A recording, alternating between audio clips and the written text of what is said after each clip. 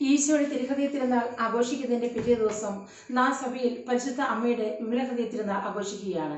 ഈശോയുടെ തിരുഹൃദയത്തെ ബൈബിളിൽ സൂചിപ്പിക്കുന്നത് കുത്തി മുറിവേൽപ്പിക്കപ്പെട്ട ഹൃദയം എന്നാണെങ്കിൽ പരിശുദ്ധ അമ്മയുടെ ഹൃദയത്തെ സൂചിപ്പിക്കുന്നത് അവൾ എല്ലാ ഹൃദയത്തിൽ സംഗ്രഹിച്ചിരുന്നു എന്നാണ്.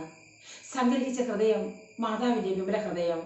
വിശുദ്ധ ലൂക്കായുടെ സുവിശേഷം 42-ാം അധ്യായം 49-50 തിരുവചനങ്ങളിൽ അവൻ ചോദിക്കുന്നുണ്ട്, ഞാൻ എൻ്റെ പിതാവിൻ്റെ കാര്യങ്ങളിൽ വ്യാപൃതനാകേണ്ടതല്ലേ?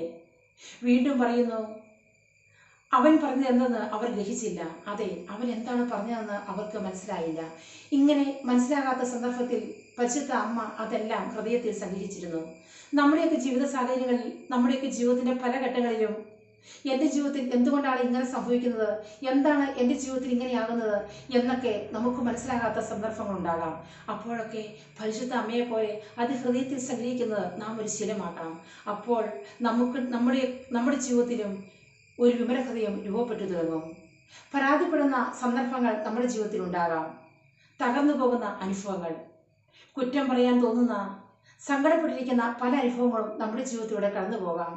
മറ്റുള്ളവരെ അവഗണിക്കപ്പെടുമ്പോഴും ഒറ്റപ്പെടുത്തുമ്പോഴും വേദന അനുഭവിക്കുന്ന സന്ദർഭങ്ങളും ഉണ്ടാകാം. അപ്പോഴൊക്കെ അവയെല്ലാം പുറത്തു പറയാതെ കാര്യങ്ങളെ ദൈവത്തെ കൂട്ടുപിടിച്ച് ഹൃദയത്തിൽ സംഗ്രഹിക്കുവാൻ, ഹൃദയത്തിൽ ഒതുക്കുവാൻ നമുക്ക് സാധിക്കണം. അപ്പോൾ ദൈവിക രഹസ്യങ്ങളെ ഹൃദയത്തിൽ സൂക്ഷിക്കുന്ന, ദൈവിക സാന്നിധ്യത്തെ ഹൃദയത്തിൽ സൂക്ഷിക്കുന്ന ഒരു വിമല ഹൃദയം നമ്മളിൽ രൂപപ്പെടും. പരിശുദ്ധ അമ്മയോട് മാധ്യസ്ഥം യാചിച്ച് നമുക്ക് പ്രാർത്ഥിക്കാം. അമ്മയെ പോലെ ഒരു വിമല ഹൃദയം ഞങ്ങൾ രൂപപ്പെടുത്തുവാൻ ഞങ്ങളെ സഹായിക്കണമേ എന്ന്. ജീവിതത്തിൽ ഒരിക്കലും നടക്കുകയില്ല എന്ന് വിചാരിച്ച കാര്യത്തിൽ അരുളപ്പാടിന്റെ അവസ്ഥ ഉണ്ടായപ്പോൾ, ഇതാ കർത്താവിന്റെ ദാസി, നിന്റെ വാക്ക് എന്നിൽ നിറവേറട്ടെ എന്ന് പറഞ്ഞുകൊണ്ട് അത് ഏറ്റെടുക്കുവാൻ പരിശുദ്ധ അമ്മയ്ക്ക് കഴിഞ്ഞു. പരിശുദ്ധ അമ്മയെ സന്തോഷിപ്പിക്കുവാൻ നമ്മുടെ ജീവിതത്തിൽ നമുക്ക് അത് ശീലമാക്കിക്കൂടെ?